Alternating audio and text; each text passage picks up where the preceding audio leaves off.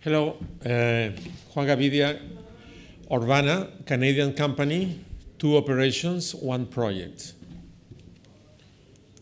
The disclaimers. So Orvana, since 2002, is operating in Bolivia, and since 2012 is operating in Spain. Right now, Orvana is at a 100,000 ounce producer and a 5 million pounds of copper producer. In the case of Spain, which is the main operation, what we have there is a 60,000 ounce producer with a 5 million pounds copper at $1,100 per ounce cost. 2-3 years ago was not the case. Over the last few years, we've had a turnaround program in Spain, and right now is a very robust cash flow producer. Is out of Spain with a clear mine life of 5 years and resources for more than 10. So in that case, I'm happy to report to the marketplace here in London that the Spanish asset should be of very good interest for the future. In the case of Bolivia, it's a different picture because in more or less in 2011, we made a decision not to reinvest in exploration in Bolivia. So finally, this year, actually a few months ago, we made a decision to move from these high-cost, small open pits that we are just having a short-term mine life into a more robust situation where we are going to start dealing with our oxide stockpile, which is going to be very meaningful because that is going to be 2 million tons of 1.8 grams per ton gold and 1.8% copper. And that will give us a mine life of 3 years plus another 4 or 5 years likely to retreat our tailings from the high-grade years. After that, we will have 7 years to do proper exploration in Bolivia. And finally, as you see in this graph, we have Argentina. That's a project that we are developing in the highlands of San Juan province, the most mining-friendly province in Argentina. In this case, we are talking about a 45 to 50,000 ounce producer in 4 years, heap leaching, run-of-mine, oxides, low strip ratio below 1, and with Merrill-Crowe metallurgy. We are planning to have a $700 per ounce type of production out of Argentina. So that was just a quick talk about the highlights of the company. This is just to show our situation in terms of debt. Our $20 million debt we have right now is evenly distributed between between Spain and Bolivia. The Bolivian market is lending us at 6%. The Spanish market is lending us at 3%. So those 20 million are very much structural to our operations. They are not because of working capital. They are basically to be repaid over the midterm 3-4 years. So that's we are very comfortable with that. We have our cash position, 11 million. And also we have our very interesting market capitalization, which as you see is not quite related to what we are talking about operations. So what's the reason for that? Different reasons. Of course, we have a very shaky past 4 years ago, but you can see in the graph below in this page, we used to be twice the market cap just a few months ago. The reason for that trend going down is unknown to us, probably short selling or those kind of strategies from some players in the marketplace.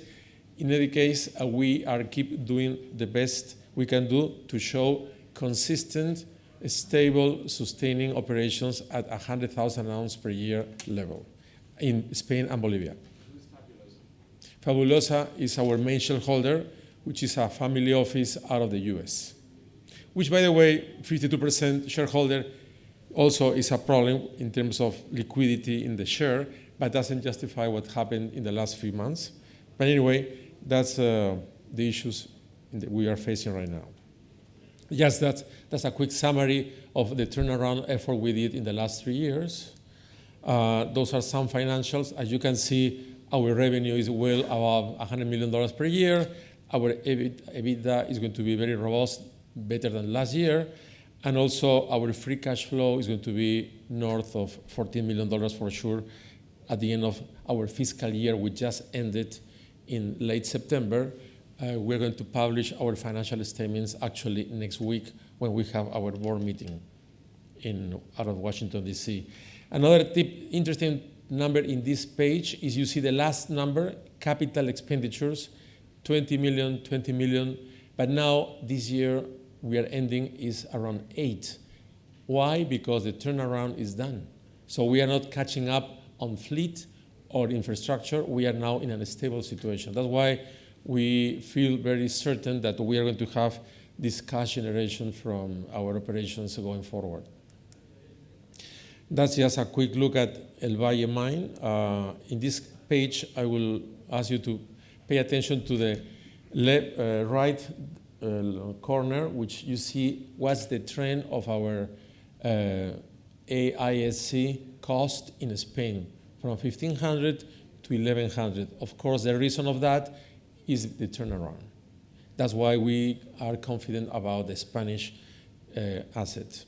In the case of Bolivia, which I was mentioning, we need to take action on this situation, which is we are moving into a small pit to a small pit with higher cost because of lack of investment from the past. We are moving into this. We are going to mine this, to process these 2 million tons with that good grade in terms of gold, copper, and silver, and to produce back to 40,000 ounces per year, as you can see, but starting in 11 months. So we are suspending operations in Bolivia as we are speaking by mid-December, and we're going to move into building the new circuit that is going to treat this stockpile. Because they are oxides, we need to do sulfidization, sulfuric acid, in a reactor, and then the tailings go into leaching with cyanide, and then you will have doré bars. So this new process is going to take us around 11 months to build, $12 million. We can do the funding either from Bolivian banks or from our own cash flow from Spain.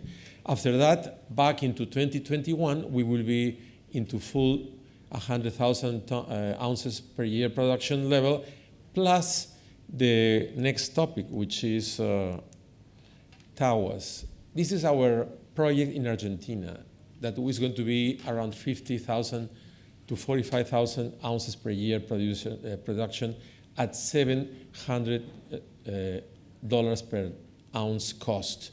This project is very close to Veladero. All the heavy lifting of infrastructure has been done by Veladero, you know, the Barrick mine, and it's also very close to Pascualama. So in terms of potential of growth, this resource is already posting a PEA in CEDAR 43101 to show that we do have right now very well-defined 600,000 ounces gold equivalent in this deposit at a very competitive NPV. In those days, as you see, around $50 to $60 million. Now with the gold price, the number is closer to 100. We are planning to do more drilling to increase the size from 600,000 ounces to 850,000 ounces, and also in the next 24 months to move from PEA to feasibility by doing more infill drilling. That is going to cost us $12 million, which also either could be funded from our Spanish asset or from our local banks. Now, exploration, I have 1 minute left. Exploration in Spain is actually very rich, going north for the oxides high grade. Exploration is very rich in the near mine areas like Carles here, as well as the regional. We are the only player operating in northern Spain with 45,000 hectares in land package. And then the next Hortosa Godán is next to the mine, and that's all our Spanish options. And then we have the Bolivian package. So final message, 100,000 ounce producer, 2 operations, cash flow positive mainly from Spain. developing the Argentinian asset and transitioning Bolivia into 7 years of retreating stockpiles and tailings. Thank you very much.